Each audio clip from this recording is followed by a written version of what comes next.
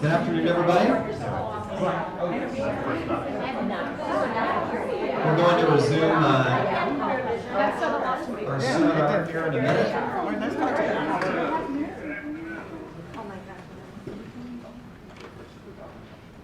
Thank you. I hope you enjoyed your lunch. Is it good? It was all sugar-free. If you believe that. Well, I hope you enjoyed this morning and found it interesting and learned a lot. I know that I did.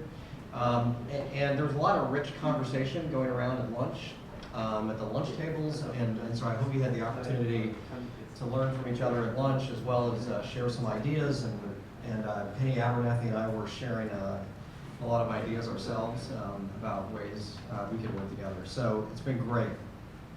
So now we're heading into the fun part of the program. No pressure on these guys. But we're going to talk about some of the innovations and best practices that are taking root in local news. And there is a lot of creative work going on in local news. And we're also going to hear from a couple of digital startups in Chicago that have had incredible success here just in the last couple of years. So I think you'll find that very interesting as well. So I'd like to introduce for this session our moderator, Joe Germuska. Joe is the director of the Night Lab at the Medill School. The Night Lab is a collaboration between Medill and the Siegel Design Institute at the McCormick School of Engineering. So the idea is to put together faculty and students from both schools and sort of let magic happen as we think about and develop new human-centered design tools for news and for local news this past year. So, Joe, take it over. Thanks, Tim. So in fairness, we're actually partnered with many parts of the McCormick School of Engineering. In fact, the origin of Night Lab was a direct partnership between the Journalism School and the Department of Computer Science, which I don't know if we're going to talk about that in your slides. I might pull it a little bit. But we are also very interested in design, and I'll talk a little bit about that in my presentation. So we'll have 3 presentations, and we'll have some questions that I'll moderate, and we'll have plenty of time for questions from the audience. So with no further ado, Rich is going to be our first presenter. As you have heard already, Rich is the Director of Innovation at Medill and runs the program in Media Innovation Entrepreneurship for Medill's Masters in Journalism program. And hand it to him. Okay.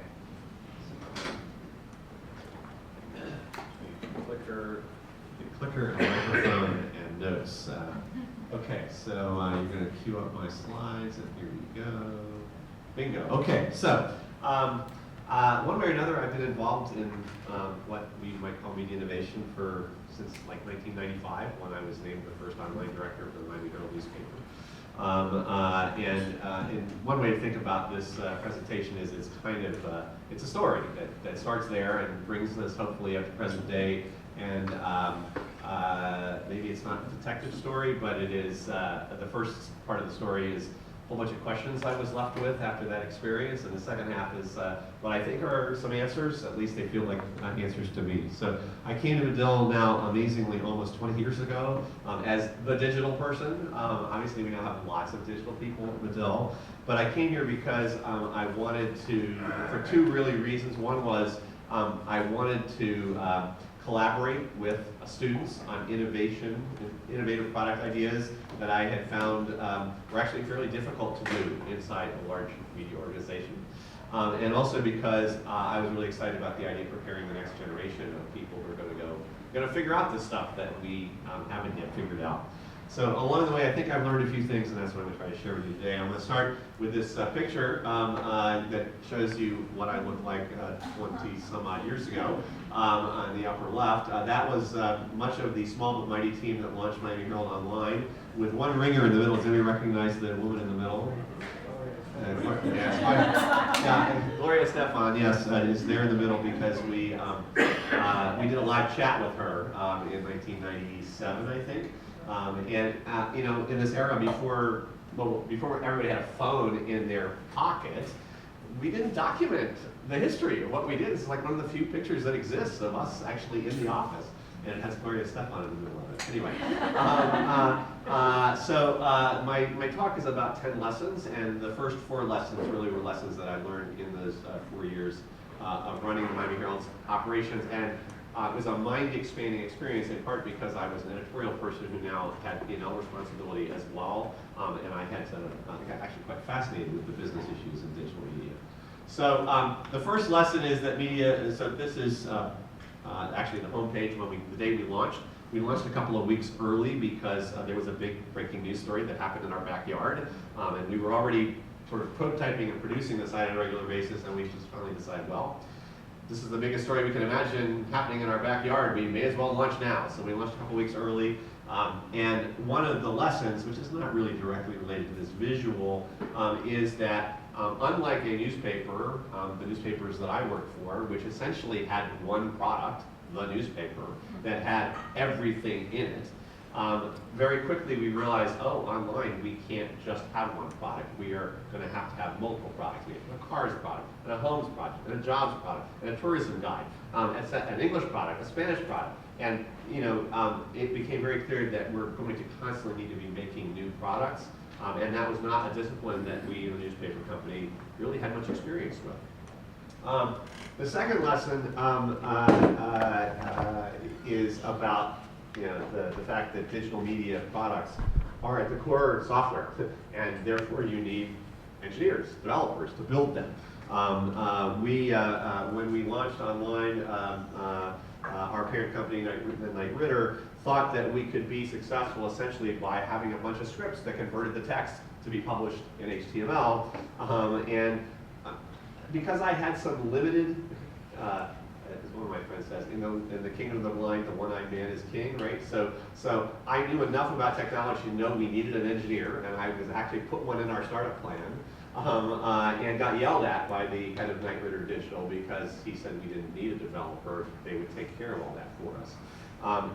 I will say that we learned very quickly that developer more than earned his time, and that shaped a lot of the way I think about digital media ever since, and it's one of the reasons why I was pleased to be able to help create the Knight Lab as a partnership with computer science, because we're in an era where journalism and technology and computer scientists and journalists need to work together across pretty much everything that we do now, not just publishing.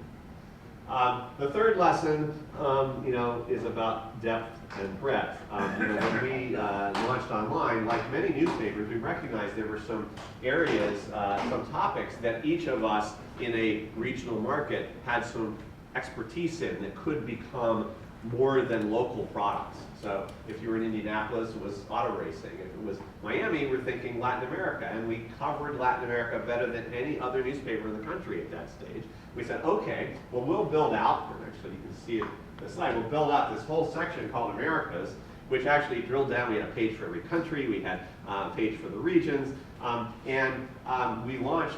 The one thing we never thought to do was actually count up how many stories we regularly published from each country in the region, and it turned out that you could go for a year without a story from some countries in Latin America. So our aspiration to be, a digital top-flight news source for news from Latin America, we completely failed at.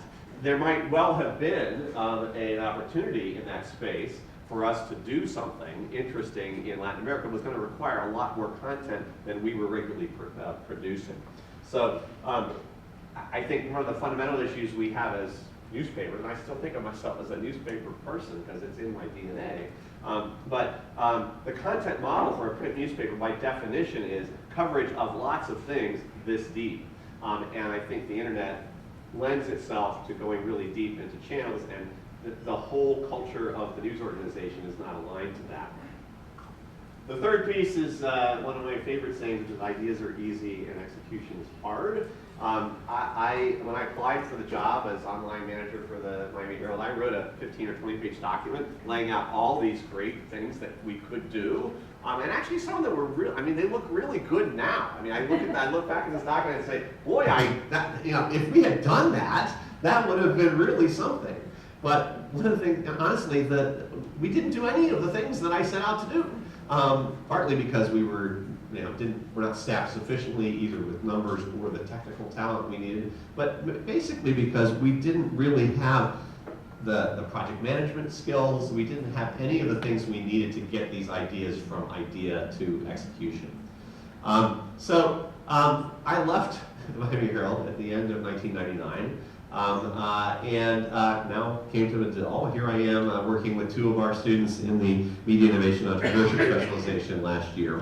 And I came here for maybe several reasons, right? One is that I had scabs on my forehead from banging my head against the wall as many times as I did, never really understanding why it was that things that it seemed obvious we should be doing were so hard to do in the organization that I worked for. It was also the case that I really wanted to know where all this was going, and I didn't feel like I did. And I didn't feel like, honestly, I felt pretty pessimistic that if I'd stayed at a newspaper over that time, I would figure it out. And then I had this idea that working with students, we could actually do some pretty interesting, innovative, creative things if we're unencumbered by, like, how do we have to make money, and do we have to get the entire newspaper to align behind it? And I think actually all of those things kind of happened the way I hoped they would, which is amazing. So that brings me to the lessons that I think I've learned since coming to Northwestern, working with lots of smart people and actually watching the evolution of digital media over that time pretty closely. The first is that if you're going to build new products, it has to start by being user first. Honestly, in my generation of newspapers, we kind of didn't like our users very much. Let alone believe that it was important to let them tell us what they needed and build what they needed. If I've learned one thing from this, it is that my idea of what is needed is not likely to be the right thing for most other people. The best thing, I'm a news junkie. I make time in my day to stay informed. And the best data I've seen suggests that there's, maybe 10% of the population or less that's like me. And everybody else, news is not something they make a concerted effort to go look for. Now, fortunately, it turns out that a lot of the skills we have in journalism actually transfer really well to product development, which leads me to lesson number 6, which is that the discipline of human-centered design, which the Night Lab really helped educate me about over the years, is really the right frame. Thanks to the people who invented, which is the IDEO design firm, the Stanford D School. It's basically a process of interviewing and observation and getting insights from those things. And that's exactly what we've always done as journalists, right? It's just that we've channeled that into stories and not products. And I think if we can, all of the students in the program that I direct spend a quarter in San Francisco where they learn how to do design thinking or human-centered design. And I think it's, and one of our alums is sitting right here, Harriet, by the way. And I think she would tell you that that was a transformative experience. Because first off, it used skills she already had. She knew how to be a reporter, she knew how to observe, she knew how to draw conclusions. But applying it to product development was a new idea. This photo, by the way, shows 3 of my students in San Francisco using the most powerful technology known to man when it comes to design thinking, which are Post-it notes. And I recommend them for many, many uses. So that leads us to number 7, which is that to me, 2 things that go together really well: agile software development and lean product development. They go together really well. I learned about agile software development from computer science, from software engineers who came to Medill, thanks to the Knight Foundation scholarship that we had, to allow them to get a master's degree in journalism. And they introduced me to this idea of agile software development. And then through my work with Northwestern's entrepreneurship program and as a co-instructor in our web and media entrepreneurship class, I learned about the lean startup methodology pioneered by a guy named Steve Blank. And these 2 approaches basically complement each other really well, suggesting that the way to build a successful product is in very small increments after which you test before you build the next thing. which was totally unlike what I had learned to do in my digital publishing days, which was make this massive plan, build a specifications document, hire engineers to build it, and what happens over and over again when you do that is you end up spending a lot of time and money building something that people don't actually want or need. So this kind of idea of iterative product development is now ingrained in the way I think about this. Brings me to number 8, which is the discipline of product management.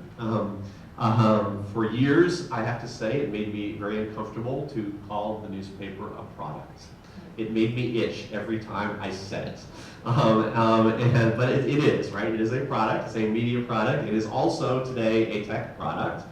And the tech industry learned years ago that they needed a new structure, product management, in order to manage the development of new tech products.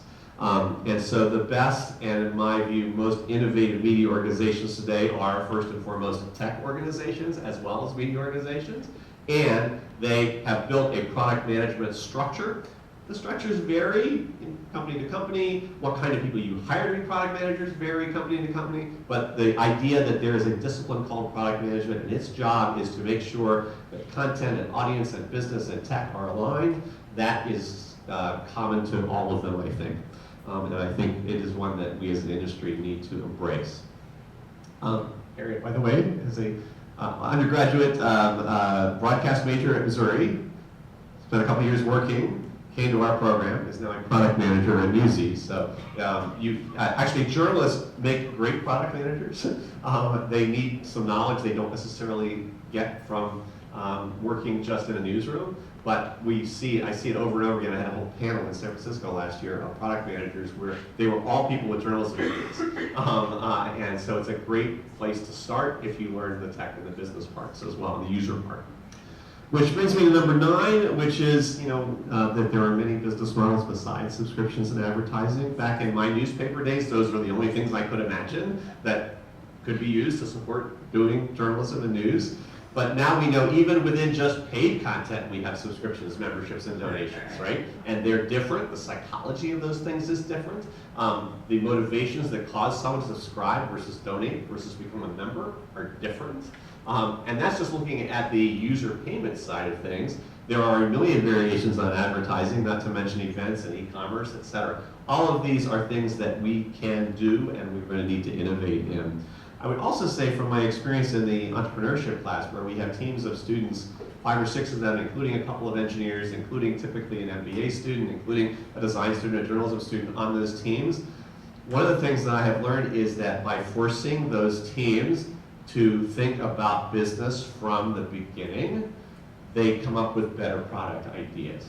So sometimes we think the problem is we have these great product ideas, they're needed, and we should just get them out there in the world and then worry about the business model later. No, in fact, what I've seen is that by thinking about this business model as early as possible, you will get better products out the other end. I would also, as an aside, say that when I look back at my time in newspapers in the 80s and 90s, I really find it hard to fathom how it was that we newsroom people convinced ourselves that it was inappropriate or dirty to talk to the business side people. I do understand that there sometimes came some pressures from the business side that we wanted to not get and wanted to fight. But at the same time, I would say that what we did as journalists was we deprived our companies and the business side people of our insights and knowledge and expertise. And if nothing else, I have to say, could it have turned out any worse if we had been more involved in the business, in hindsight, right? I mean, honestly, I think that was a big mistake on our part, and we persuaded ourselves that it was the ethical thing to do, and I think it was just, we were just operating in a world where we didn't have to worry about the business side because we were making so darn much money that it didn't matter, and we persuaded ourselves that it was an ethical issue. I think that was just a mistake. In fact, I think that journalists must participate in solving these problems, the business model problems, as full partners in this. Which leads me to number 10, which is that what we need more than anything else in our industry, I think, are people who have what I call journalism DNA. They understand what we do and why we do it, but also are capable of working in and speaking the language of business and tech and user research.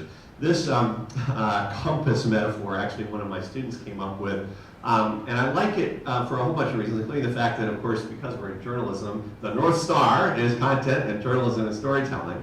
But in today's world, if you're a journalist, or at least if you aspire to be an innovator in the field, you can't just know that. You need to know something about technology, you need something about business, you know something about audiences and users. And while there are fewer reporters in our news organizations than there once were, there are all kinds of roles in here where you're straddling lines, from product managers to audience development people, as content strategists to user researchers. And I would argue that in many cases what we're doing is we're hiring people from outside our universe to do those things, and they lack the journalism DNA that we need to be successful. So the premise of the Media Innovation Entrepreneurship specialization is we're going to take people with journalism DNA. If they don't already have it, they're going to come here and get that from us. But also, we're going to expose them and make them literate across these boundaries of technology, business, and audience, and prepare them for roles where they actually have to triangulate or quadrangulate among those, or work with people across those disciplines, able to speak the language of the business people and the tech people and the research people. And where I'll just end this is say that if we're going to successfully create new products in media, it's going to be because we have interdisciplinary thinkers who are leading the way. And I think we have a long way to go to actually create those people, but we're trying to do it here. So.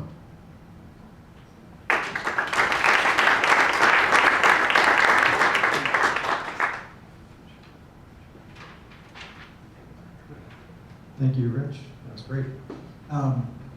So in my time limit, I hope.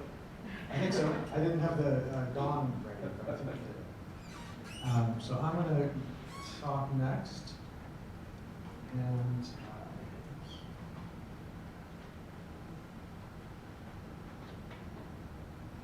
talk about our stance on local news and innovation at Pallenik. So before I start, I just want to acknowledge, this talk is a little US-centric, for which I apologize, and a little urban-centric, which I really realized after we went through the news desert section, so I apologize for that too. But fortunately, we have events like this that can sort of give me a new perspective. And I think, in general, these observations are still going to hold true, even though there may be some coloration. Also, I went kind of reference heavy, and I'm kind of nerd that way. So there's a link, you can't actually really see it very well at the bottom of the screen, I realize now, but it's bit.ly/LNI less is more. All those things are separated by dashes. And you can get these slides there, including all the references. So if I talk about something very briefly, and you're like, oh, I wish I understood more about that, you can download the slides and get the links and read the stories. So we don't need to spend too long on this, because we've kind of already acknowledged it. But this is the obligatory recognition that advertising is not going to substantially fund local journalism going forward. These 5 companies in the US take nearly 75% digital ad revenue, and especially for local news organizations, it's extremely hard to get a share of what's left after that. So we believe, and this is of course not unique to Nightline, that audience support is the only way forward. Of course, we know that audiences have lots of things vying for their attention, not just other media, but all the other ways they can spend their time. Rich alluded to that. I didn't get on the program today, but our colleague Tom Collinger in Spiegel did some really interesting research with ComScore data, finding that the average person spends, if you're lucky, less than 10 minutes a day on news, which compared to us news junkies is a very, very tiny share. And so we really need to understand what people need and deliver something that makes them want to support us, makes them enthusiastic about our work, and positively committed to giving money to us to keep this stuff going. And so, of course, as Rich mentioned, that starts with understanding their needs very deeply. So as our part of the local news initiative, the Night Lab has been working in this space. The last year we ran a product design development class that brought together students from the master's program, mostly Rich's students, but all of the Medill Master's in Journalism program, and mixed them with students from the Siegel Design Institute's Master's in Engineering Design Innovation, and set them on the course of local news product design, concept generation, and testing.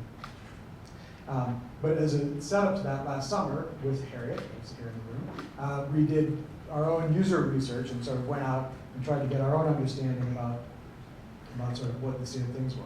So I'm going to go through the research pretty quickly, and then talk about where we think that leads. So we used a number of different approaches to learn from typical users. We sort of had a typology of people who are super users, we call them primary users, everyday folks, secondary users, and then self-professed non-users, people who really didn't feel like they were plugged into media. We did an online mobile diary study with 50 people all across the United States, asking them to sort of check in with us about their activity over the course of a week. We did 18 in-home interviews in 3 different cities where we spent an hour talking to people pretty in depth, both asking questions and leading them through some sort of associative exercises to try to sneakily get at some of their motivations and ways of thinking. And then since then, in the class that I mentioned, our students have done another 45 or so interviews with a variety of kinds of users in brief to add to our understanding. So this is sort of very quick distillation of the findings from last summer. You can get this full report online. One of the things that we did was sort of determine a set of archetypes of media users. And we found they sort of vary along 2 main spectrums. One from a sort of a personal motivation to how their interest in news fits into their social life, and another going from a purely utilitarian, how do I know what I need to do to get the job done, up to a more aspirational, how can I be a better person framework. And so we found and sort of named 4 key media personalities: the learners, who are the kind of classic target of most news, people who just want to be better informed, be better in general. Connectors, the organizers, who hope to strengthen their community by spreading news. Sharers, who also want to spread news, but in pursuit of more everyday goals of increasing their social capital. And achievers, who want the news that helps them make decisions for their successes, or their own alpha people. Of course, people are complex, and this isn't the one true way to categorize people. And some people may be one sometimes of the day or some parts of the year, and others another time. But in general, one thing we know is really true is if you try and design something for everybody, you satisfy nobody. You certainly delight nobody. And again, we're talking about to get them to support us, they need to be excited about it. They need to really see what we do. And so we think it's really important to start to zero in on the kind of person that you're meeting and meet them sort of where they are to get the strongest connections with them. So another product of our research was a set of insights into this sort of mindsets of audiences and prospective audiences, and some corresponding opportunities to meet their needs. So this is extremely condensed, but it sort of sets the groundwork for the rest of the talk. So first, people feel overwhelmed by media, resulting in a lack of engagement. They're exhausted by the relentless stream of predominantly negative stories. Many of them feel hopeless that they can't make any difference about what they learn in the news. And what's not negative often seems like fluff to them. We also find that people feel like local news lacks convenience, forcing a trade-off between speed, quality, and seamlessness. Some people still have a few daily rituals about checking the news, listening to NPR on the commute, or checking in with the morning TV while they're making coffee and getting ready to go. But in general, they trust social media as their way to set their media diet. People also feel like a lot of local news is not high quality. Of course, the relentless cutting has not helped with that at all. And generally, other media fits more seamlessly into their lives, meaning it becomes more habitual and lower friction. In fact, I just learned this week, integrating in the routines of our target audience is in the very first line of the Skims mission statement. That's how they're thinking. If they're doing that, they're going to get up in front of you in your audience's mindset. People feel like the abundance of sources and players in media makes it difficult to navigate. So separately from negativity, there's just too much, period. People say this over and over again. We learned this through some other research that happened recently in a new class in the IMC program at Medill. There's just too much. Not only that, but also the volume is, besides its own problem, it contributes to the problems of separating fact from opinion and sort of knowing where you can put your trust. People have limited resources to invest in local news and often can't justify the cost. Of course, that's monetary cost, but it's also attention cost. There's lots of things fighting for their attention, their disposable income. And some people say that they don't pay because they can always find it elsewhere. And if that's really true, that's probably a sign that your news is pretty indistinct. And maybe you should be trying to make something that isn't so easily replaced. So not just the headlines, but something that goes a little deeper and serves people's needs. Finally, people feel they have a deteriorating relationship with local news organizations. People have a nostalgic respect of the way things used to be, but that doesn't move them to practical action. People are jaded and they don't trust institutions, assuming that there's bias everywhere, which makes the classic objective news stance hard to swallow for many people. Many people feel that local news doesn't actively represent their community and are really resentful that somebody else is telling their story. So what do we make of all this? As I thought through the signs of success, I thought about how people always want innovators to talk about the new technology that's going to solve all the problems, and realized that wasn't really what I wanted to say. I sort of settled on the great, in honor of our German sponsors today, the great transplant from Germany to Chicago, Ludwig Mies van der Rohe, who's best associated with the phrase less is more. And so for the rest of the talk, I'm going to talk about some ways I think that can apply to new approaches to local news. First, less content can be more. This is really interesting to me. I don't think it's talked about a lot. There was a Twitter conversation earlier this week with Aaron Pilloffer. He started it. He was quoting someone from The Guardian saying that they cut their content by about a third and still grew traffic. Now that itself wasn't cited, but in the conversation, so Aaron used to work at The Guardian. He's at Temple University now. He was at New York Times before The Guardian. But in the conversation around his Twitter thread, I was pointing to a couple of articles that were published just in the last few months. So Kristen Hare from Pointer wrote the story about the Post and Courier that grew their traffic, their digital traffic by, or digital subscribers by 250%. Of course, they weren't just cutting willy-nilly. They weren't just like sweeping stuff off the decks. They made a deliberate turn to audience-driven revenue, and they used analytics to say, what is it that people want? Where are we providing the needed service? And they steered that way, and they had really good results. And Kristen writes that up. Again, you can find that in the references. Also, the Times of London, Tam Evans from the Times of London wrote at length about their data-driven conscious commissioning process, where they wanted to make sure they stayed relevant to their readers. They realized that they were at risk of having a Kodak moment, a notorious story in the business innovations, how Kodak didn't believe that anybody wanted digital photography, and now look. And so the Times was animated by that, and they used an actually rather more sophisticated, as you might expect from a bigger organization, sophisticated data approach. Now they say that the results are too soon to tell about what happened, but reading that article may still give you some interesting ideas about how you might go about looking at data and thinking differently about how you can give people the right content instead of all the content. It's time to stop throwing things at the wall and seeing what sticks. She said, overwhelmingly, things that we produced that no one else could do in the same way helped us to acquire new readers and led to high engagement with our current subscribers. She coined the phrase usness. The things that demonstrated the Times' usness were what were really worthwhile. So think about how maybe less content could be more. So we also want to talk about how people experience your work. Of course, it may sound funny, but it seems like a lesson which still hasn't been learned. Please stop being annoying. People find, this came up, a verbatim quote in several interviews with audiences, people are just fed up with local news sites. We ran a story about whether or not local news can stop annoying their readers on the local news website, which is well worth a read. And not being annoying was specifically part of the value proposition in Block Club's Kickstarter. Look at Chang, who's one of our guests for the panel. So they said, because your user experience matters to us, we won't batter you with annoying pop-up ads that crash your browser, no ads at all actually, and we'll listen to your feedback, whether that's through emails, tweets, live events, or carrier pigeon. So also, as we said, people are kind of overwhelmed with media, so it's important that you think how your work fits into their oversaturated lives. They have lots of options. What's yours doing for them? Media organizations need to consider the job that a potential audience member is trying to do in her own life and shape the organization's work to suit that.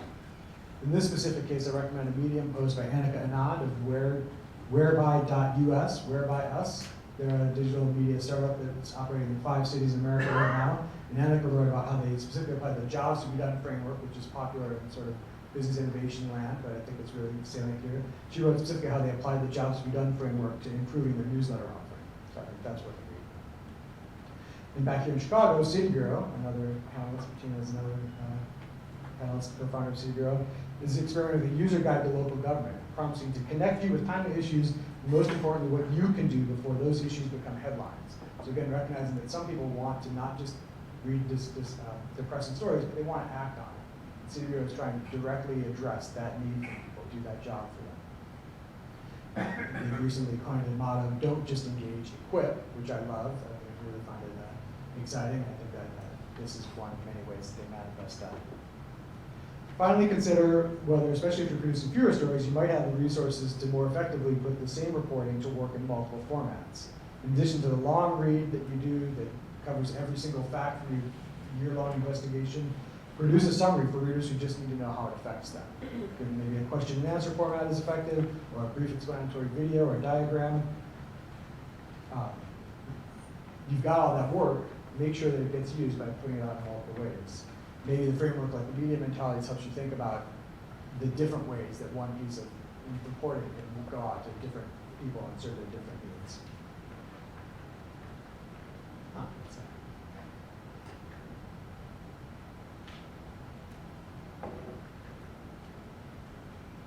Finally, consider whether actually cultivating a smaller but more dedicated audience can pay off. It's impossible to design for everyone. By focusing on a core audience, you can cultivate their loyalty and more effectively deliver on the promise of paying attention to their needs. I love the story of the Daily Line, a Chicago political journalism project, several years old now, which goes deep and wonky into local politics. It's not for everyone, but it's for enough people that they can collect $400 a year from a targeted audience. And now they've recently expanded from Chicago to Springfield, and they collect another $400 a year from people who are willing to subscribe to that. And also, as Ricardo Bilton brought up in Meme Lab, also in the references, this focus lets them really address what that audience needs and make sure that they're serving them very well.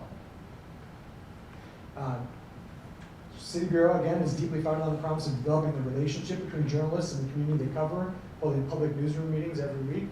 And although those meetings draw great crowds, they're still fundamentally limited in scale. But they're about reinforcing that relationship that makes people feel like they're part of something and that you're on their side and that, that they can trust you to do what they need and you're worth their support. So it may sound crazy to sell for a smaller audience, but don't forget, you're not required to strictly wall off your content. Paywalls have sort of become the model of the day. Maybe in transitional periods that's necessary. But of course, public media for decades has set up a model that says that a core audience of committed supporters can subsidize work for a larger group of people. The main thing is you need to reach a broader audience who are loyal to you because you connect with their usness, and so they connect with your usness, and that you're doing a job that they need in their busy lives. So to wrap up, in journalism's recent troubled years, it's become kind of a cliche that newsrooms faced with cuts need to do more with less. But maybe we can just do less and have it amount to more. So that's that. Still can't see the link because it's behind a stool, but again, it's bit.ly/LNI-less is more, also heard with dashes. So please have a look at that. And with that, thank you.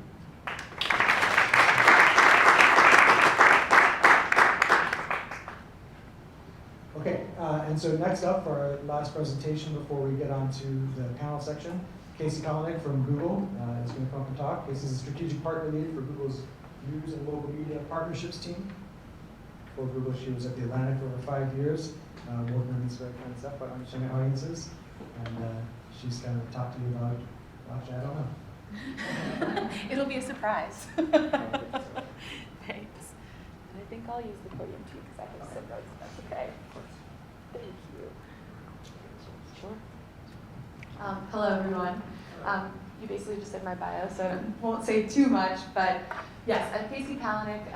I'm fairly new to Google. I'm only about three-ish months in. Before that, I've been at the Atlantic for over 5 years and then worked in a number of other media publications in the DC area where I'm based.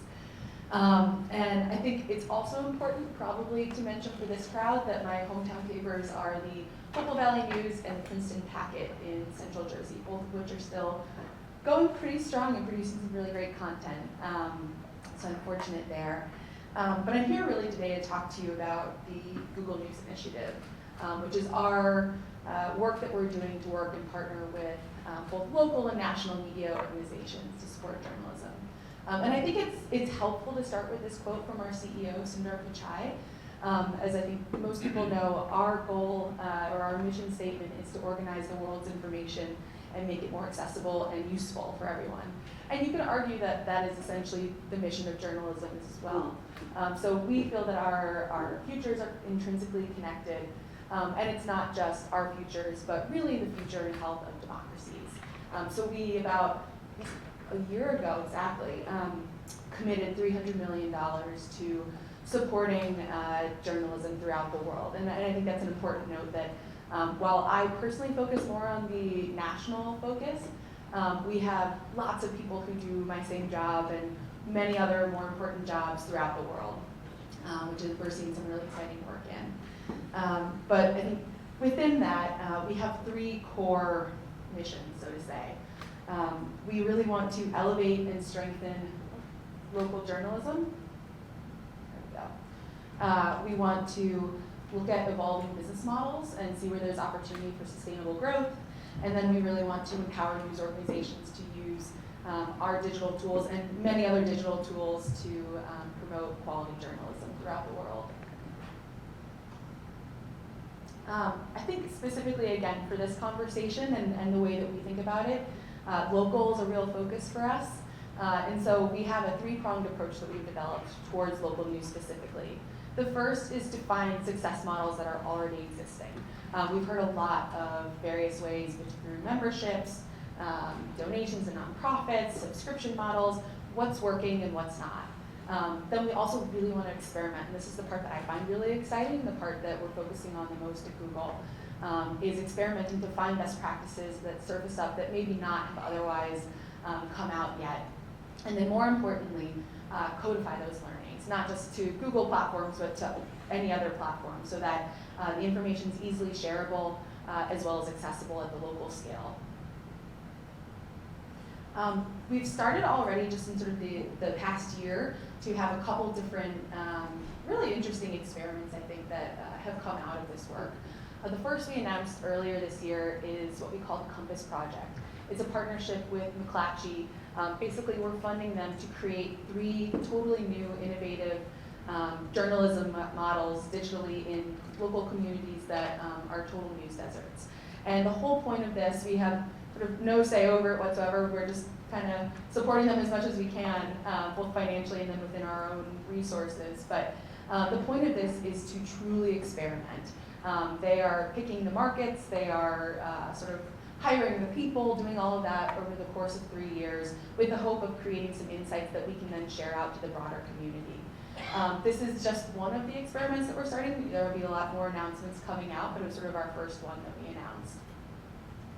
Another one that we're working on is a subscriptions lab. So we partnered with the Local Media Association and FTI Consulting to really try and dive in on consumer revenue. And then, in speaking to sort of our goal of codifying all of our learnings and our best practices, we're working with WordPress to create NewsPack, which is essentially a streamlined CMS that local journalists, whether existing organizations or startups, can essentially hit the ground running and use this simplified CMS rather than having to focus on, coding and building a website. They can really focus on actually reporting the stories and being in the communities that they serve. But the main reason I'm here is really to announce a new challenge that we just had, and I would encourage all of you to please apply if you're in North America. And so the goal of this is really to speak to that experimental side of our local approach. This is an innovation, as I said, in North America. It's one of up to 5 regional challenges that we have throughout the world for the next 2 years. We actually just finished one in Asia Pacific. That focused on reader revenue. And we had over 215 applications from 18 different countries. We ended up awarding 23 or funding 23 projects, and they ranged everywhere from creating more smart and dynamic paywalls to Nepal's first ever member-supported news site, which I think is really exciting. So our hope and our goal is to be able to get some similar or exciting projects and proposals coming in for the North America Challenge. And we have a couple criteria that I'll share. The main one, as I said, is if you're in North America, please apply. It's really open to anyone that has a really interesting idea for how to support the local media publishing industry here. Specifically, they should all have a digital focus, and they are open to academic institutions. We'd encourage Medill to please apply, your students apply, freelancers, industry associations. The core sort of, goal is that they are really innovative and inspire inspiration, not just within your organization, but also within the broader local news ecosystem. And then we're also asking 2 other sort of core requirements. One, and I think this speaks to a lot of what we talked about with the challenges in monetization in local news, is there has to be a monetization component. Whether that's focusing specifically on new monetization structures, or whether that's through audience engagement. We just need to be able to see that there's some sort of economic sustainability for a publisher that can then ideally be scaled to the broader media ecosystem. And then finally, in the spirit of the GNI, which I think is one of the most exciting things for me about it, is we have to be able to share the knowledge. Everyone is doing a lot of work to innovate and come up with new ideas for their own papers or their own publications, but our goal is really to take those learnings and disseminate the information, whether it's a failure or a learning and success, to the rest of the community. So this is meant to be sort of truly open source and collaborative with the larger journalism community. So unfortunately, the deadline's coming up very soon. So if you have friends that want to apply, please tell them it's July 15th. But I've included my contact information here. Just please feel free to reach out to me. We also have a dedicated email address for the Innovation Challenge. If you're not located in North America, we have 4 other regional challenges going on right now as well. The only one that's not open currently is Asia Pacific because we just closed it. So please check out the Google News Initiative. We encourage everyone to apply because we honestly just kind of want to learn from you guys and see how we can be helpful. And please use us as a resource. So thank you.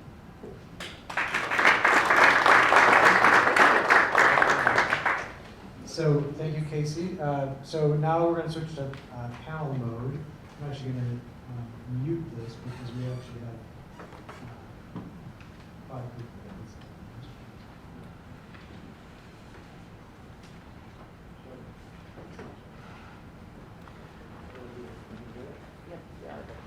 So if we can have Rich go, and then I'd like to also introduce our 2 auxiliary panelists, or 3 auxiliary panelists, sorry.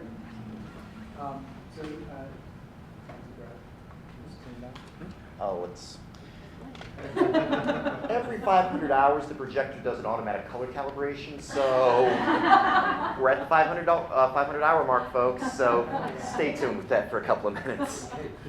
Enjoy the light show while we get up on the stage here. Yeah, exactly. I like it, actually. We should do this for all the games. The goal was to turn it off. Okay, perfect. So we're augmenting our panel here substantially, so I'd like to just quickly introduce in the center, Jasmin is the Deputy Editor-in-Chief at Lübecker Nachrichten in northern Germany. Bettina Chang is the Editorial Director and a co-founder at City Bureau, a nonprofit civic journalism lab based on Chicago's South Side. And Sabella is the Director of Strategy and a co-founder of Block Club Chicago, a nonprofit news service that came up this morning. Matt picked up, providing neighborhood level coverage across the city of Chicago. So I have some questions for these folks, but we should have time for questions from you as well. And I also realize, to the extent that some of these questions are for practitioners, and we only have a few, actually 3. If there's people from the field who feel like they need to weigh in on the questions, I'm open to expanding it too. So the first thing I wanted to put out there, and we'll just sort of see who wants to jump in. Many technology innovations get away from local news producers and instead are scaled up and commercialized by players who aren't particularly invested in local communities. Classified ads, of course, is the sort of legendary one. Things like restaurant reviews and movie listings have also sort of used to be part of the staple local advertising information that was important to people, and now somebody else owns it. What sorts of innovation would be more empowering to local news producers?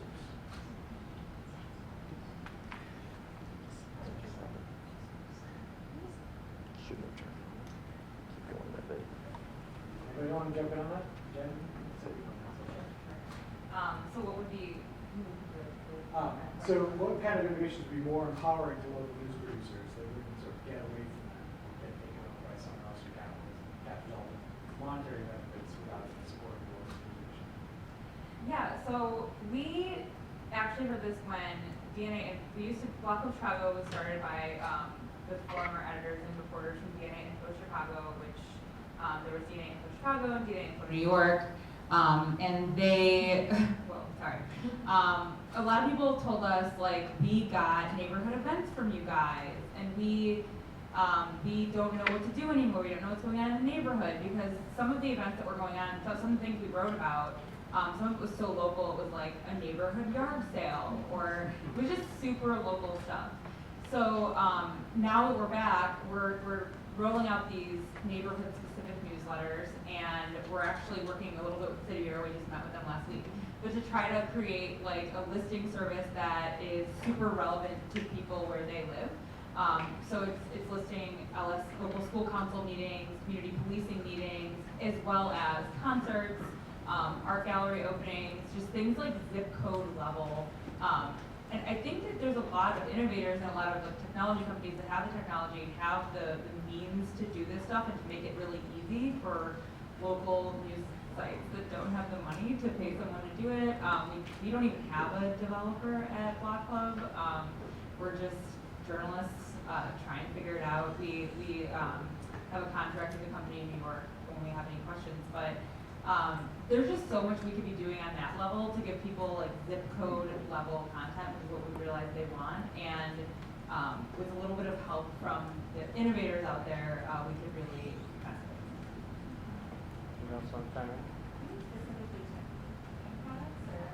of. No, I think innovation needs to be understood as not just technology. That's what I was going to say, Joe. Sorry for stealing your line. Yeah, I think there's a lot of innovation to be had personally, and through the work that we do at City Bureau. So City Bureau was created as a civic news lab, basically, where we could test out a lot of different ways of informing people. And through that, we did just a ton of research, talking to a lot of people about what do you actually need in your life in terms of your news and information. And when we started from that place, rather than saying like, hey, how do you feel about these various journalistic products that already exist, we found that people living on the south and west sides of Chicago actually don't find the news that useful. And that if you ask them what are your news and information needs, they say a lot of different things that aren't things like, you know, like daily crime stories. They don't care that much about like a bill moving up like one committee. And what we found was that, you know, you can actually, if you think really broadly about what a news product could be and what are the things that you can make editorial decisions on in order to help the community be more informed and more engaged, that you can do things like host events that very specifically fit into editorial categories. You can have your news consumers come in and help you produce some of the news. And those are ways that I think really nationally, there's just no way to do it. I mean, you have to do it on a community level. So if you're working for local news, then of course, you're the one who owns that. You own the physical, you know, face-to-face interaction that you have with people, and you own the community that you're building where you are.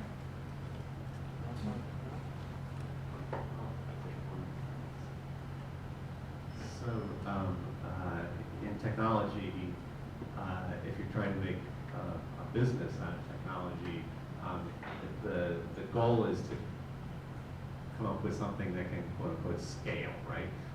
And I've been thinking a lot about this because at the end of the day, if you're a media business, something has to scale, right? If I'm talking to Casey, it's a conversation, it's not a media business. Right. Something's got to scale. I think right now we've been focusing so much on scale at the distribution end. And I think if you look at journalism as a process that starts with maybe like understanding the needs of users, that goes all the way through analysis, interpretation, storytelling, publishing, distribution, and engagement with the audience at the other end, there's all kinds of opportunities at every one of those other stops besides the last one to scale. And I think, you know, Newspack is an interesting example of a project that in essence is trying to help scale the ability to publish economically, shall we say. Harkin, which is a startup based here in Chicago, I had a conversation with Jen Brandell about that. I said, I think what you're trying to do is figure out how you can scale audience engagement. And again, what you're doing at City Bureau is awesome, right? And it's really important in the communities that you're serving. At the same time, it's expensive and time-consuming to do it one person at a time. So figuring out creatively how we can apply technology to scaling all the other parts of sort of the journalistic loop, I think is where we need to be thinking more creatively. I'd like to second that. Second, Alan. I'll just sort of jump in very briefly. Sometimes I like to think about, sort of related to how Rich was talking about it, the idea of how the supply chain model that has revolutionized physical product manufacturing distribution, how that might apply to media and journalism. And things like CMSs are sort of examples of suppliers that are helping serve a need where they can provide that service to a lot of different news organizations, but then focus on something else. But sort of at the heart of this question, and maybe it was not artfully framed, is that many of the things that started off as providing a service to news organizations quickly became something that somebody could make a lot more money at if all they did was provide that service and not use it in the service of the local journalism mission. And so the question is, how might we organize, whether it's specific innovations, or how we might organize our relationships with other people who want to be part of this system? How might we set things up so that everybody can help make the overall system healthier and stronger, including the mission part of it. So this is a question Rich kind of got at this. Maybe did you put this? You probably put this one in the slide show, so I'm not going to have you start it. But some other people seem interested in talking about it, which is how should journalists be involved in the organization's business model decisions and in business strategy? And a couple people seemed interested in talking to that. So. I've already revealed my answer to that. Rich already said that, but let's hear from the journalists. I have a fun story that I've been telling since DNA Info shut down in November of 2017. So in case you're not familiar, it was a hyper-local news operation. It was run by a billionaire, Joe Ricketts. He wanted to scale and basically bring back the community news model and make it all digital and make a ton of money off of it. But his ideas in the business side were advertising, digital advertising, which was not innovative in any way, shape, or form. Which all of us hired, we all knew it, but he put up a firewall between editorial and business. And we literally, we're in separate walled off. Bettina worked at DNA Info as well. And we were in walled off offices. But I had a meeting with him in 2014. I've been an NPR fan for my whole life. I listen all day, every day. I've been a member forever. I get all my tote bags. And I was like, why don't people love us. People share our content all the time. We get emails. We get nice messages from people. And all of us as journalists know that's hard. It's hard to get, you get a lot of hate. So when you get nice messages, that means something. And I said to him, Mr. Ricketts, in a meeting, I was like, Mr. Ricketts, what if we just asked people to give us some money?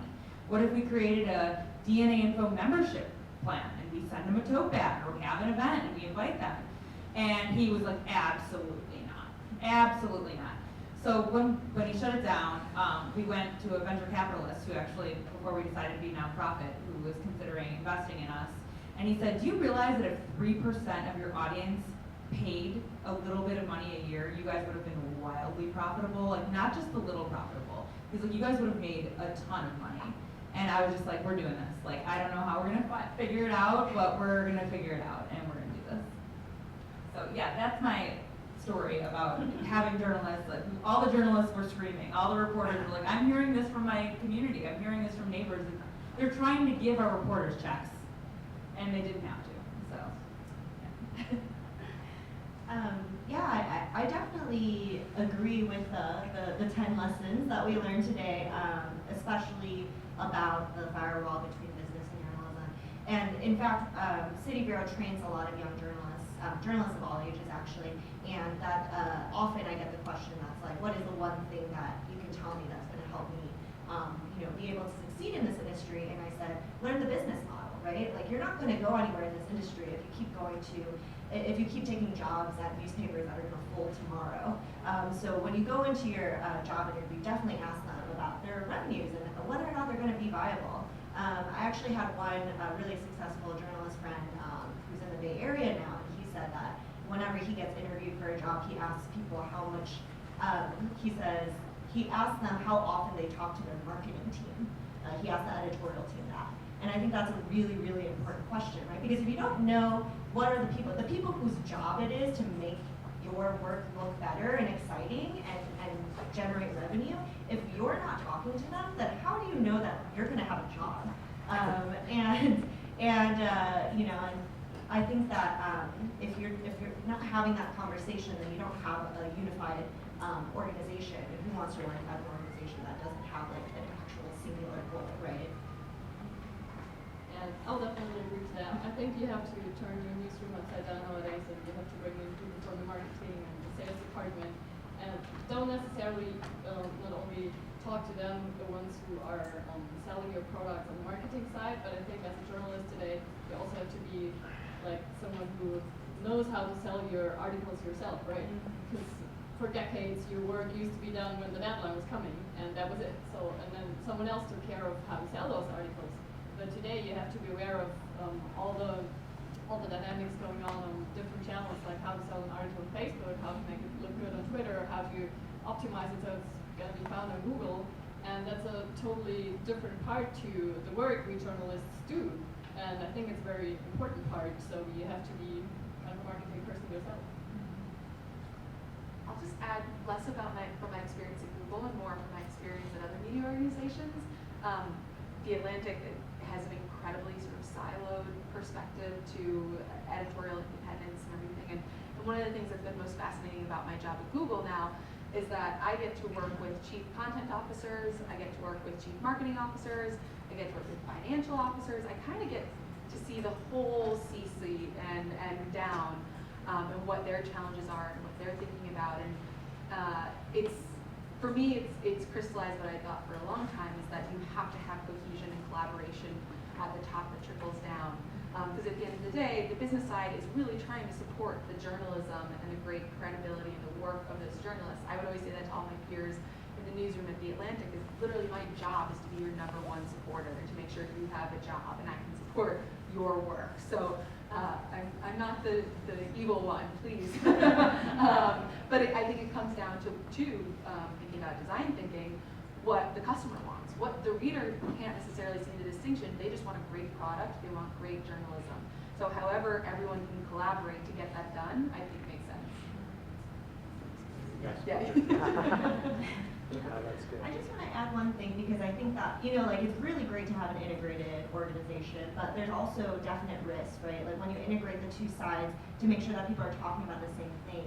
I was just having a conversation with a friend who's a food writer in New York, and she was saying that Time Out New York, they just started a food hall. So Time Out actually owns and operates this food hall. I think they have a partner who helps to operate it. But what does that say about an organization that built their brand on being able to provide recommendations for food and nightlife and other things, to say like, hey, we're actually gonna tie our business side to the success of these restaurants that we're supposed to cover as journalists, right? So like there are, of course there's ways that it could go wrong, but if you agree, and maybe the business side and the editorial side got it together and they agreed that like they were no longer interested in being like the objective purveyors of information about food news, and like that's a choice that they made. So I just wanted to bring that up because I think it was like it's a good new example. So now I do want to final, just for a minute, because I think, I totally understand the potential for conflict in that relationship. But unfortunately, it reminds me of the way I used to think, which is, the way to keep any perception from being reality is just not to partner at all. And at the end of the day, that's, I think, going to cause us to fail. I think the answer is to be transparent, right? I have no, whenever Time Out made this decision, this is the first I've heard of this story, I can see, I can imagine all the reasons why they want to do it. I can imagine that it might be a very successful business venture. And I also think you have to be very clear to everybody on both sides and to the public, what does this mean and not mean? And I don't know whether they have been transparent, but they should be. And if they are, I think that's actually, the public can judge us if we are upfront with them. And if we certainly shouldn't hide those commercial relationships that we have. But at the same time, if some revenue from cheeseburger sales is going to help support the creation of good journalism, I'm all for it. Well, I think I sort of allude to this. People sort of have a hunch that everybody's crooked anyway. So, that's not to say that you should just like grab all the money and run, but rather to recognize that the entire relationship is different than it was when these sort of ethos were formed. And we need to think differently about how we establish trust and relationships with our audiences. I think I want to make sure that I have some other questions, but I'll save them in case people don't come up with them. But I have a hunch that there's questions out in the field. So since you're like, I'll just start. Thank you. So fascinating discussion. I have a question for all of you. I'm interested in new business models that you see beginning to work, and new approaches that you see beginning to work. Of course, the Texas Tribune has become kind of the poster child for successful digital news, and it blends, advertising with memberships, with foundation-supported events. But I guess, Jen and Bettina, if you could talk specifically about your business models, I think there'd be a lot of interest in kind of how it's going and what you're doing. But then generally, the whole panel, I guess, could talk about some specific examples of business models you see working.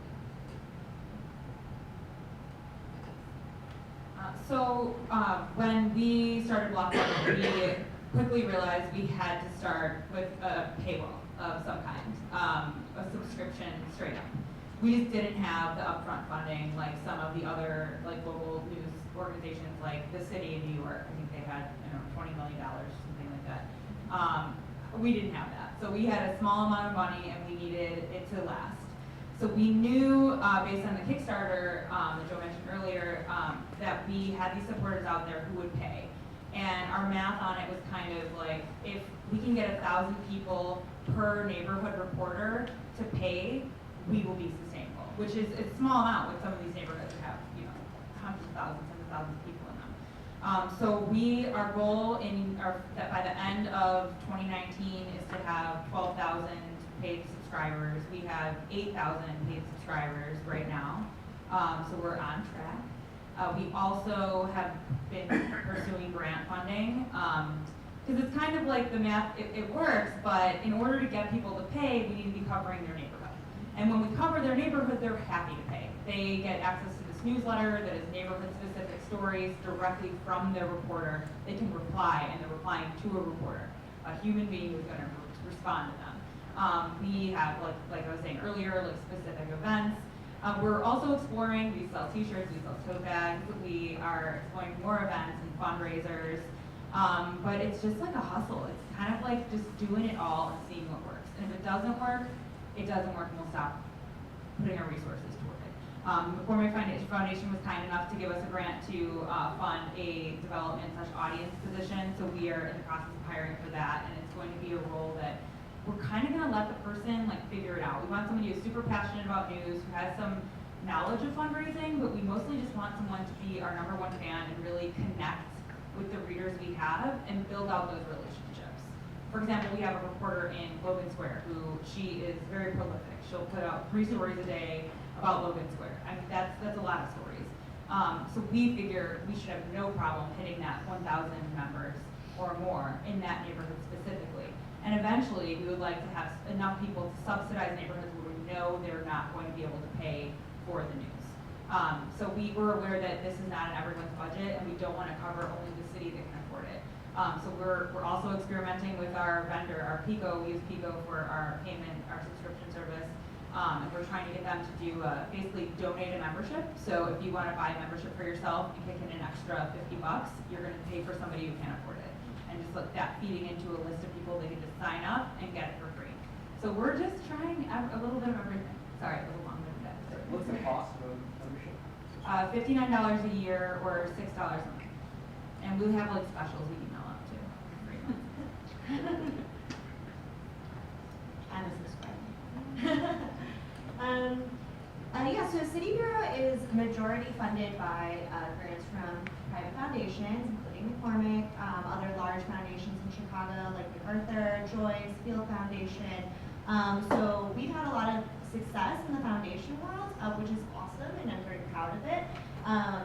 However, we also know that that's not money that's going to last forever. So City Bureau has been experimenting with a lot of different revenue streams.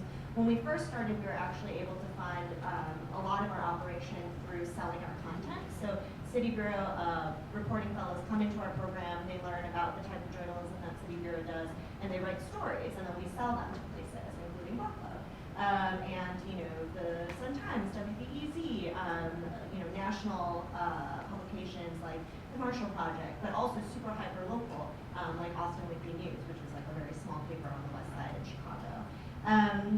What we found through our research is that people are willing to pay if they feel like they're included in the process. And the reason that people on the south and west sides of Chicago, which is the area that we serve predominantly, they feel like they're not being served by organizations like the Tribune, the Sun-Times, and that's why they've never paid for those papers.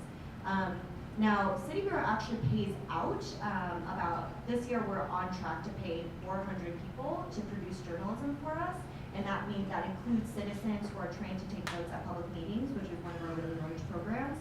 And there are documenters, that people who are trained to take notes at public meetings, who both pay us on a monthly basis because they're members, and we pay them. And our goal is actually to use the membership fee, that we do have a membership program.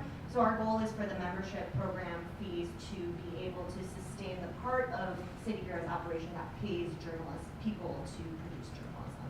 And then the rest, the administrative and all that kind of stuff, we hope that we'll still be able to find other funding streams. And how many members? Right now, I think it's 125. At the Massive Media Group, the content is financed partly by ads and partly by subscriptions. But actually, we just bought a travel agency. So a bus company that takes tours for readers all across Europe. And just last week, I was in Stockholm privately. I was sitting in a cafe, and then the bus was rolling by. And I was pretty amazed that they already made it to Stockholm because we just started that. Yeah, so why is that? Because we could put the ads for the bus tours in the newspapers. We can actually put out more stories about traveling, about all those countries where the buses take them. And as a media group overall, we have a network of 15 newspapers all over the northern part of Germany. So the buses can pick up the readers there, and they go from there to there and pick everyone up. And then so everyone can kind of profit from that. So yeah, it was kind of an interesting business model. I have to admit, when our CEO came up with that, we were like, hey, a bus company?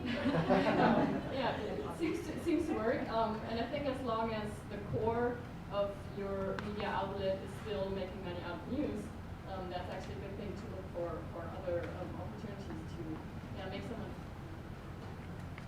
Well, I guess this is sort of the core of the innovation challenge, is that we want local experiments, that we're just funding them so that we can learn, and I can have lots of things to say on next year's panel as outcomes, because the innovation challenge is pretty new.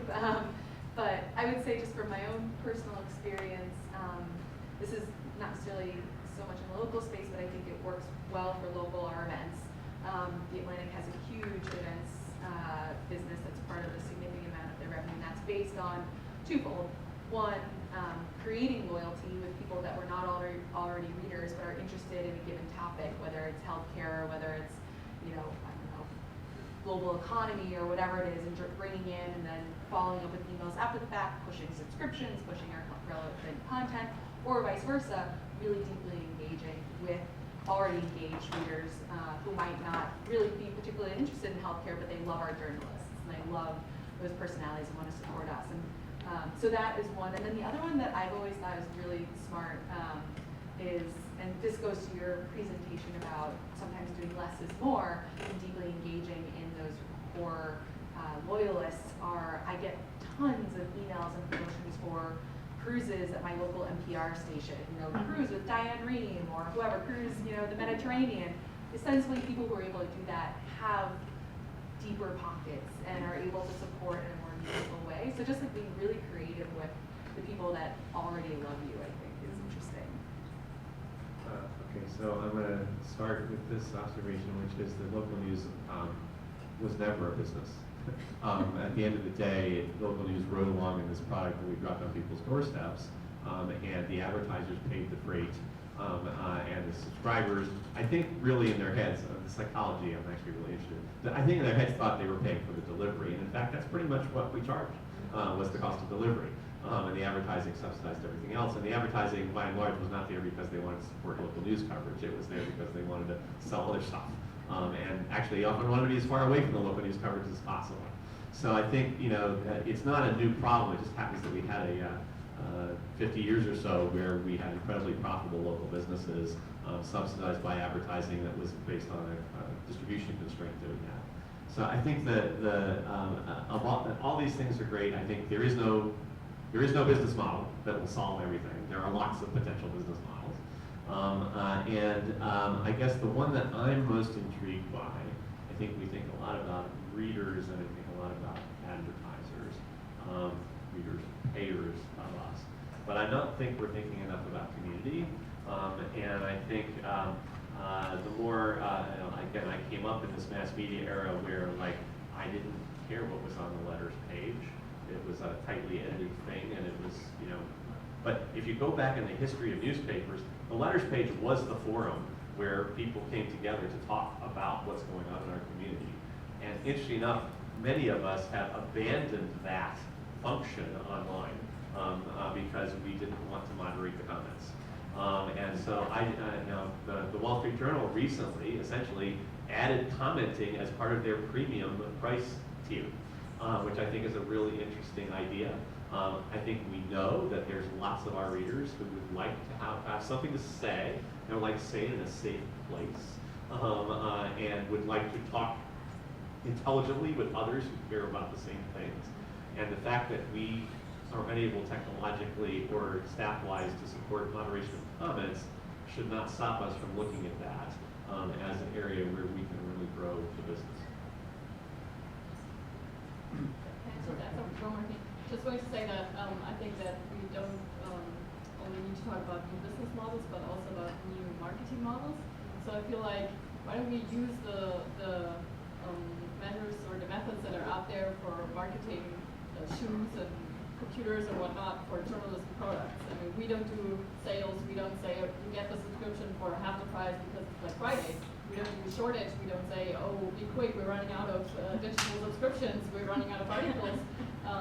We don't really show articles 1, 2, 3 times, and then the fifth time somebody sees it, we put it on sale. Why not? It works for shoes and everything else. So why not with a journalistic product? Also, we don't really work with influencers. I don't know how this is going on in the States, but we don't have an influencer who might probably say that news is fancy enough to be advertising it. So I think we have to look for new models if we talk about the digital subscriptions. I also wanted to mention public funding, since we're in a global room here. In the US, I think we're allergic to it, but I have seen public funding do really, and we've all seen it. And then I just wanted to point out that the Canadian government put out, I think, $600 million for news. It was announced this year, and when the Net Foundation announced $300 million for local news this year, everyone sort of went crazy, but I guess Americans weren't that excited or jazzed about the $600 million in Canada. So. Yeah, thank you so much. It was incredible panel discussion so far.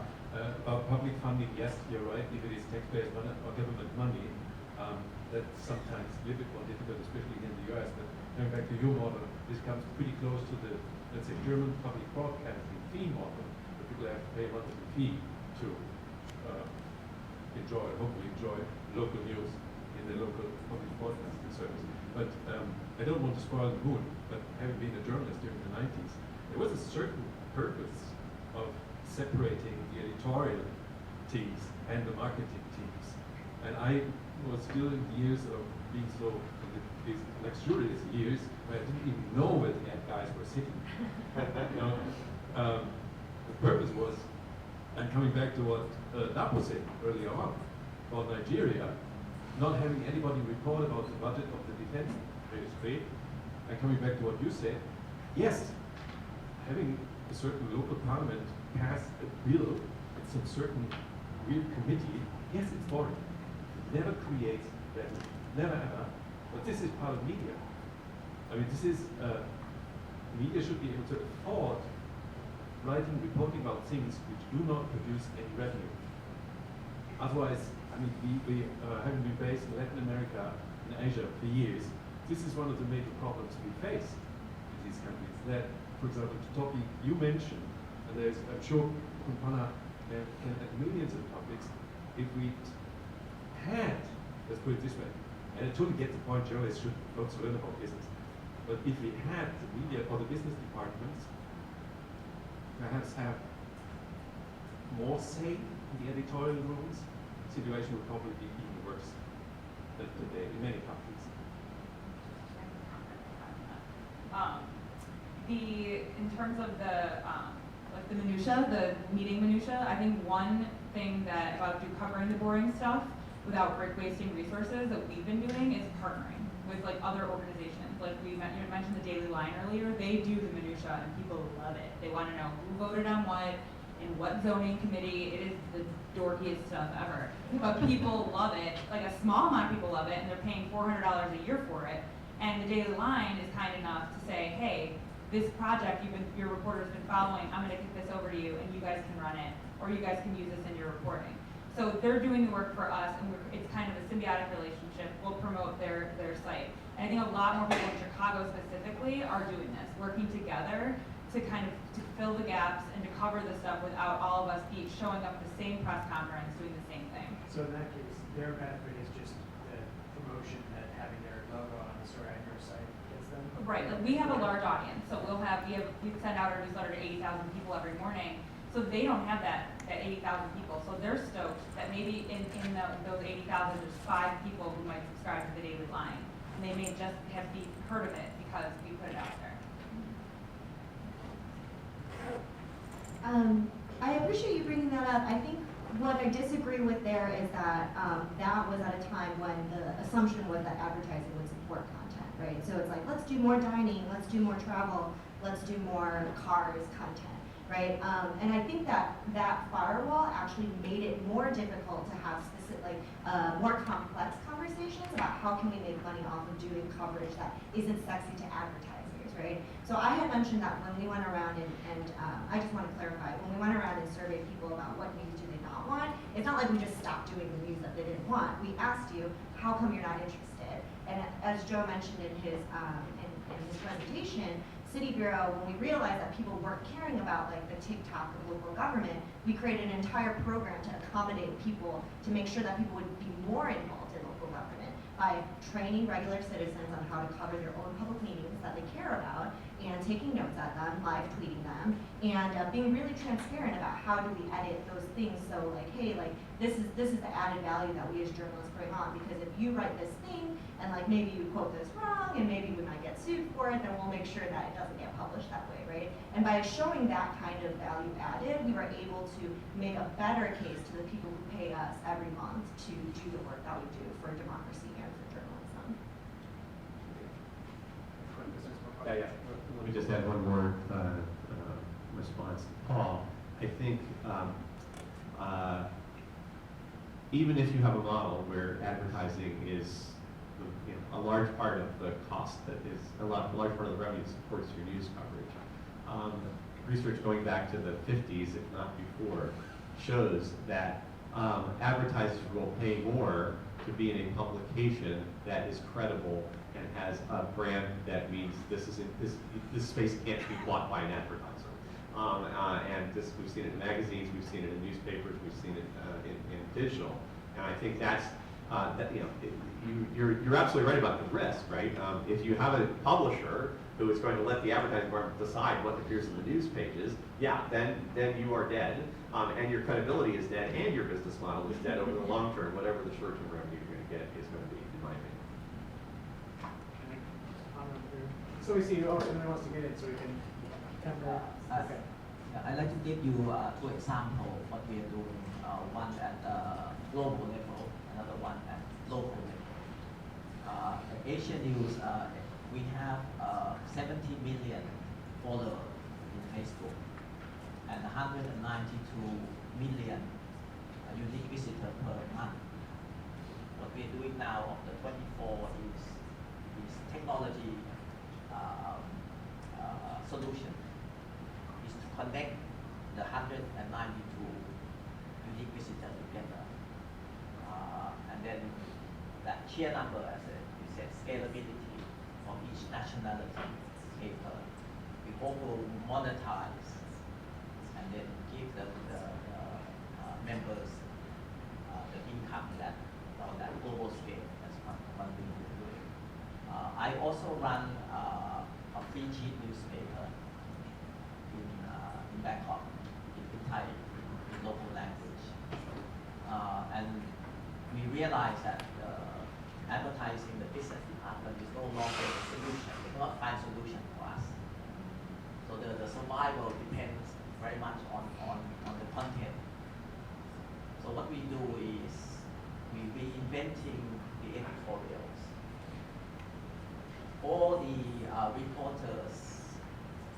turn into influencer, key opinion leaders. Each reporter, if you look at the editorial operation, is that each reporter actually themselves are influencer, but they are influencer not on their own names, it's on the brand of the paper. So first we turn the reporter into influencer. So they post not only for the paper, they post on their own. And then we support them with graphics. And then we represent about 90 other influencers outside.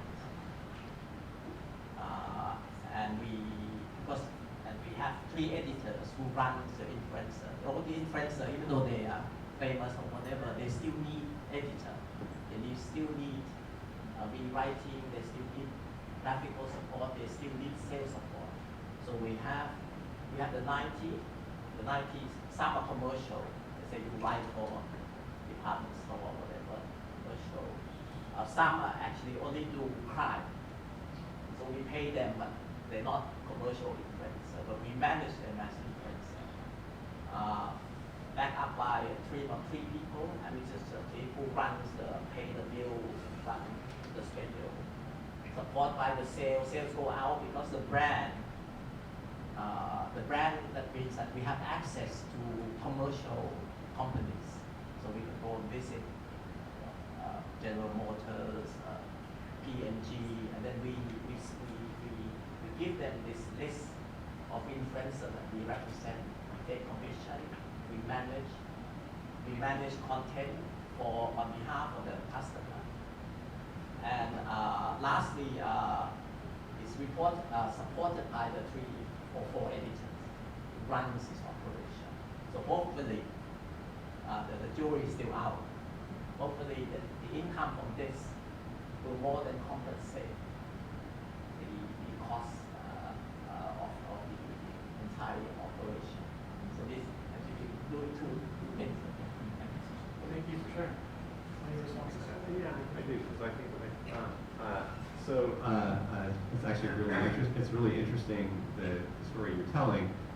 It certainly has been a movement here in the U.S. among local media companies to begin to position themselves as providers of digital marketing services to their clients. Because I think sometimes what we forgot in the newspaper days was we were not only providing space and distribution, but at least in theory, we're providing advice about how to market your services. Now, I don't think in those days we did enough. Honestly, we were just selling the space. But in today's world, certainly a lot of businesses need help, and if we can position ourselves credibly as providers of that help, I think that is a business model that will help. That's consistent with our legacy as well. Just to add, one thing that we see and we come to this solution is that the reporter that left the paper, or like you leave the Atlantic and become freelancer or whatever, their income double. So that the demand of content is there, but it's mostly commercial content. So somehow we know how to manage them. So we know them. We know the reporter. We know who they are. We know what they can do, so that they can come and support the main normal operation in some way. Yeah, this is the thinking. Okay, we're technically at time, but I'm going to give Matt one more.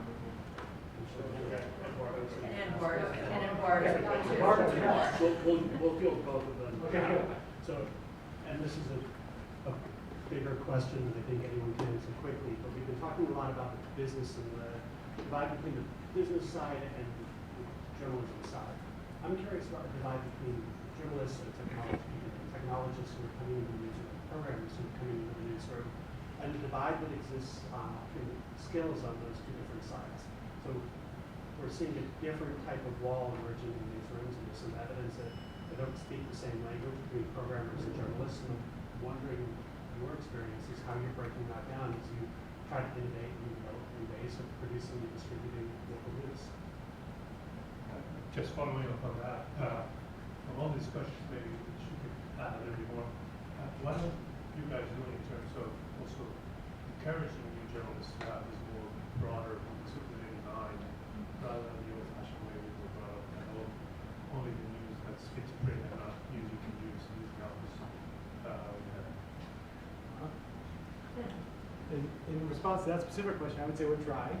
Rich has a whole program on it, and it's also sort of a big part of how NetApp thinks about it. Speaking to the divide, let me stand by Rich for a moment. One of the things that I think is becoming clear is that newsrooms that treat their technologists as separate are not succeeding. When I worked at the Chicago Tribune before I came to Northwestern, we were part of an initiative to put developers in the newsroom, which was a step towards fixing that. But we still weren't that well integrated. And more you see the places that are succeeding at this are the ones who call them all journalists. They may be technical journalists, computational journalists, but they're still journalists. And some people can do that without getting a journalism degree. I shouldn't say that, sorry. But the fact is, it's a recognition of the role and attention to the things that they do need to learn to do it, but the divide is not sustainable. I mean, this is a flip answer. It's a lot easier when you start them young, right? I mean, and so I think that is part of one of the things I enjoy about the teaching part is that I think in a lot of ways the students are ahead of us in the way they look at the world. They're certainly not. I think that certainly there's still an issue of students self-selected journalism programs, and the motivations that cause them to select actually haven't changed that much.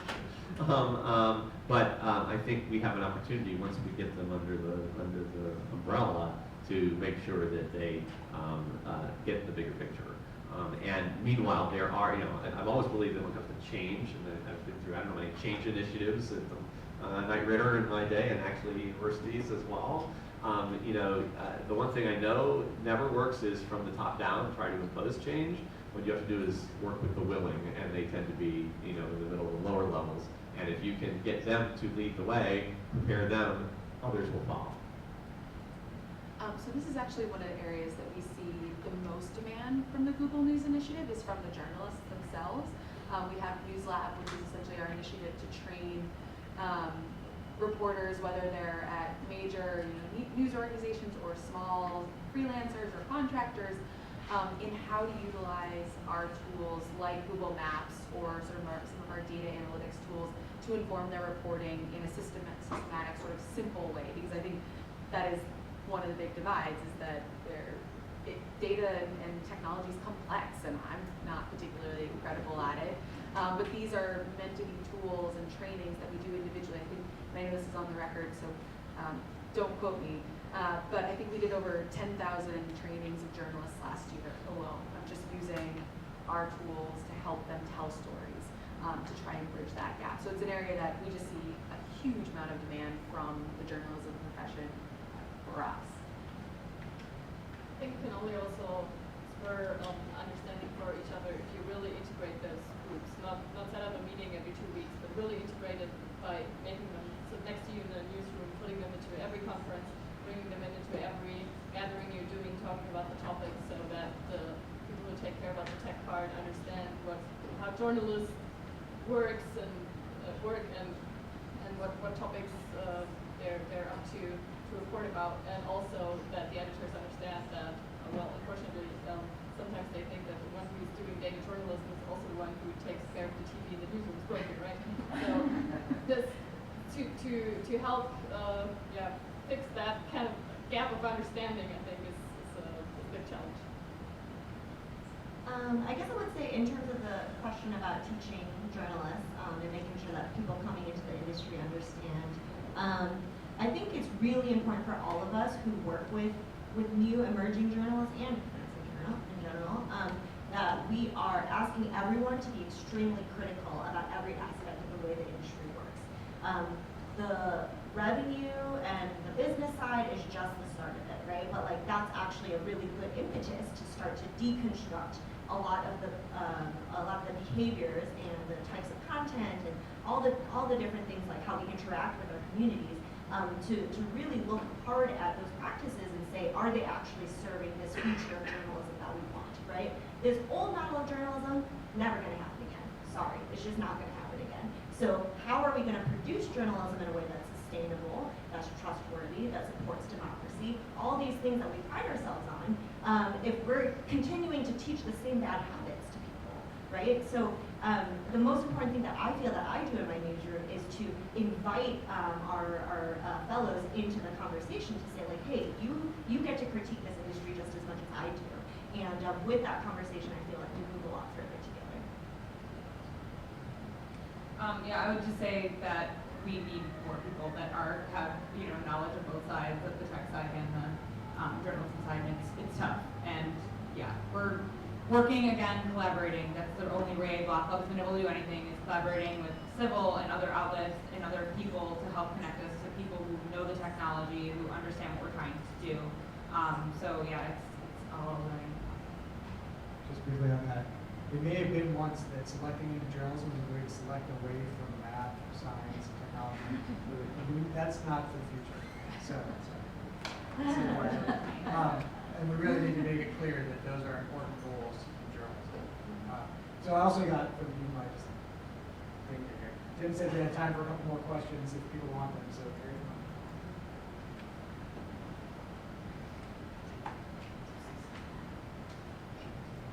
This is building off of that and a little bit of what Rich was talking about, but I was a journalist before coming back to journalism school and studying UX research and product management and media with a focus of really trying to build more sustainable media organizations where journalists aren't, it isn't exactly, I'm a business person or a math-oriented person or a technologist and you're a journalist.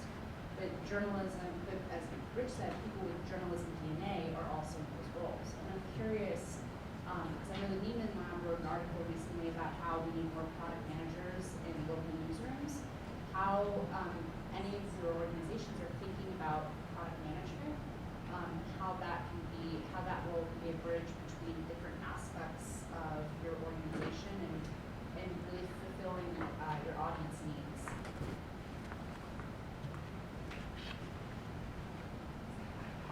I would just interject that it'd be interesting for me to hear around the table your organizations, how you're attacking sort of the product function in your organization.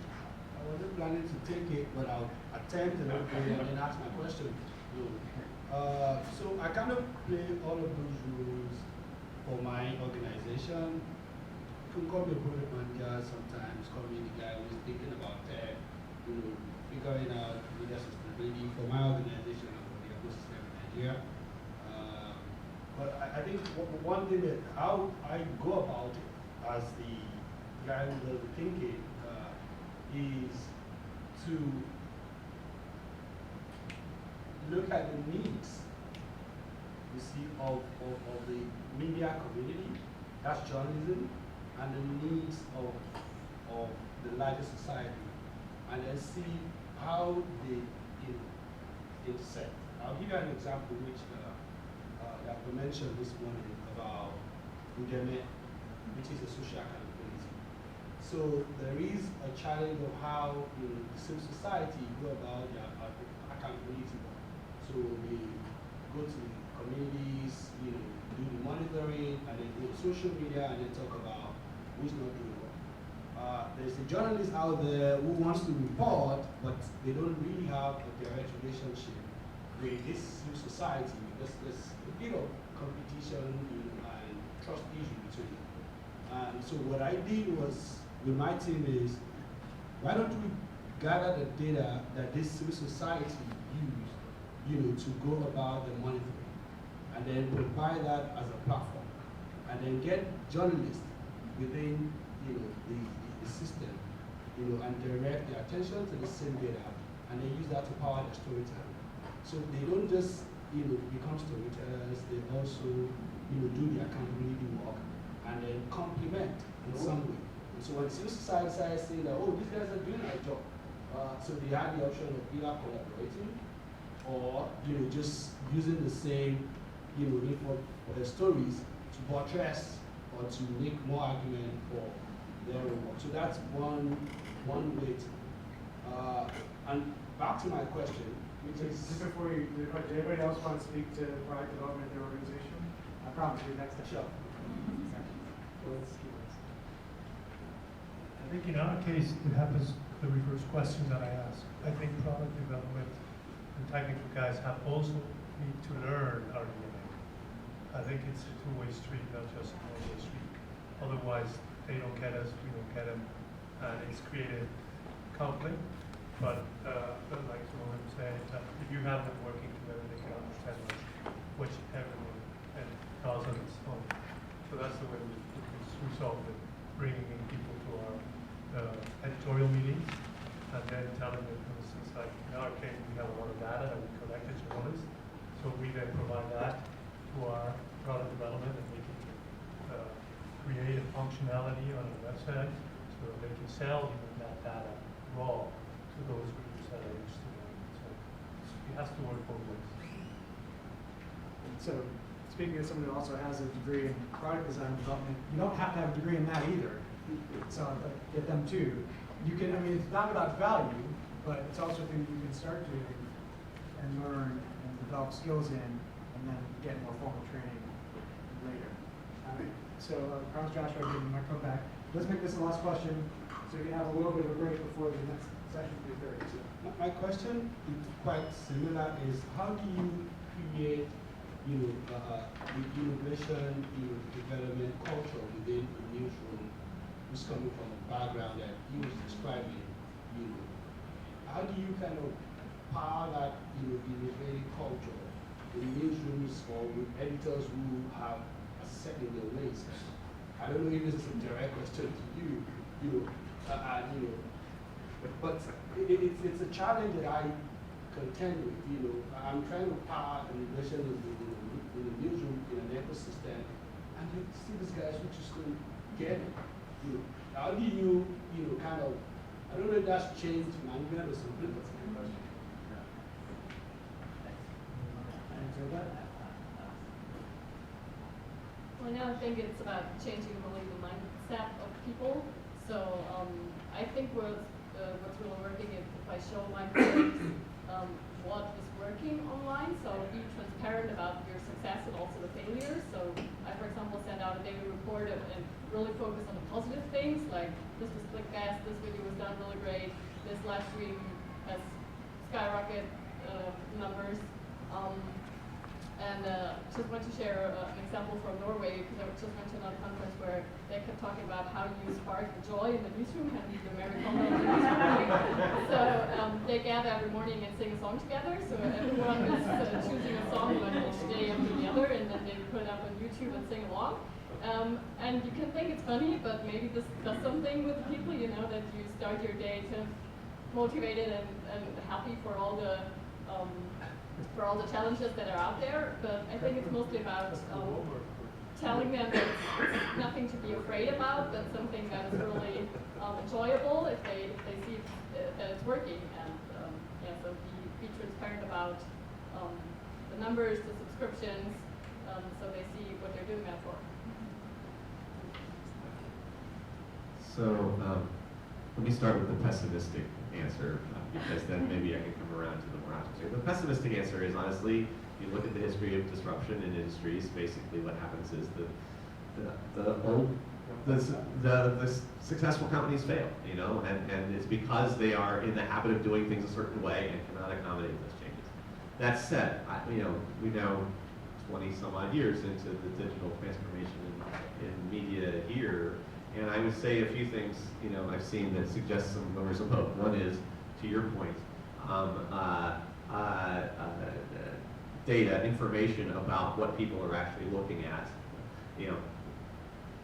I can tell you, even in the newspapers that I worked for, when we were dealing only with print, when the market research department came in and actually was able to tell us about the readership surveys and what people cared about, we all went and we all wanted to know, because we weren't getting that feedback. And now we get instantaneous feedback. The question is, are we getting it in a form that gives us something that's actionable? And I think having people in the middle who get that data, who share out the right stuff at the right time to the right people, is very actionable. The other thing I would say is that don't underestimate the value of just changing the rituals. Okay?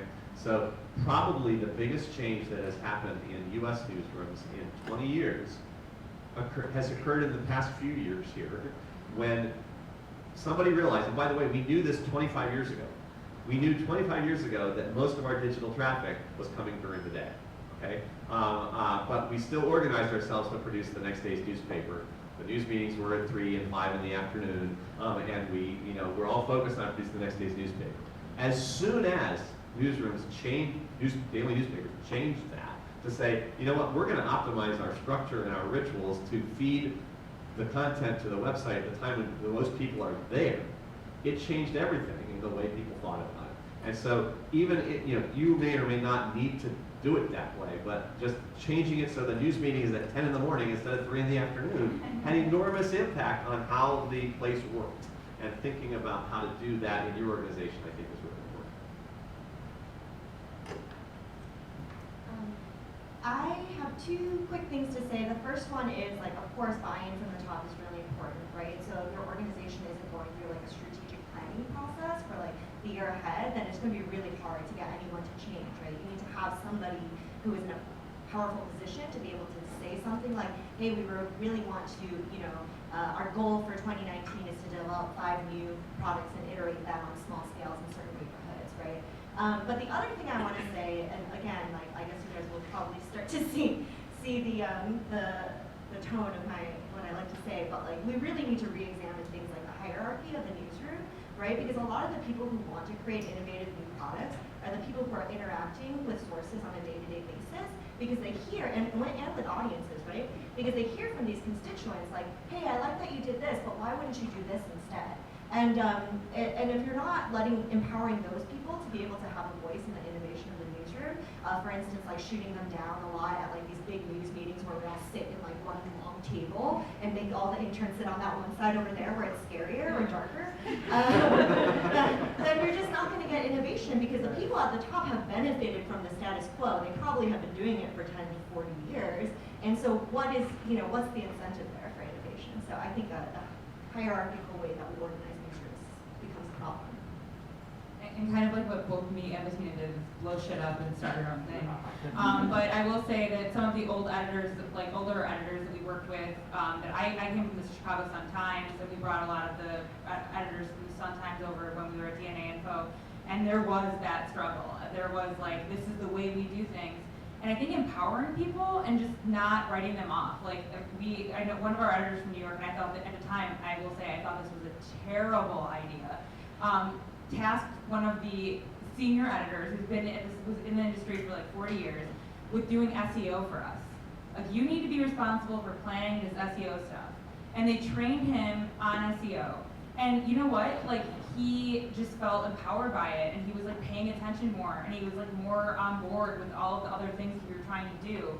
It just because he felt like he was included. Like, he wasn't like the old guy out back who in the back who doesn't know what he's talking about and he's irrelevant. He felt empowered and included. And I think that is how everyone should be.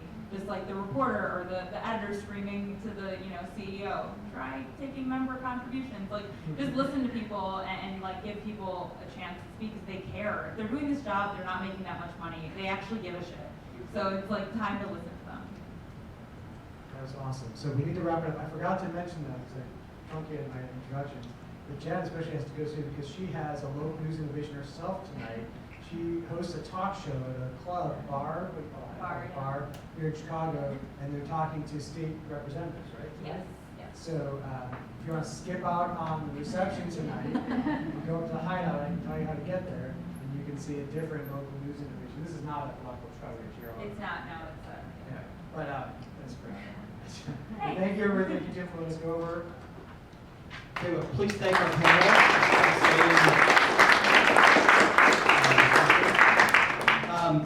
So we're not going to ask you to sing when we start the next session, but Paul and I were talking, and we called an audible on your schedule from 3:30 to 4. It has us talking and sort of listening to ourselves talk. We're scrapping that. So what I'd like to do when we reconvene at 25 till, which is about 15 minutes, is hear from you. So we'd like to hear two things. One thing that you've heard today that surprised you, and another thing that you heard today that you think is worth further exploring. So for an organization like the Medill Local News Initiative, or Medill, or the University of Minnesota, or University of North Carolina, what should we be thinking about and what should we be studying and exploring more of them. So let's use that time for an interactive conversation among all of us. And then we'll convene our last session at 4 o'clock. Does that sound all right? Yeah. Okay, all right. We'll see you at 25 till. And thank you again. This was great.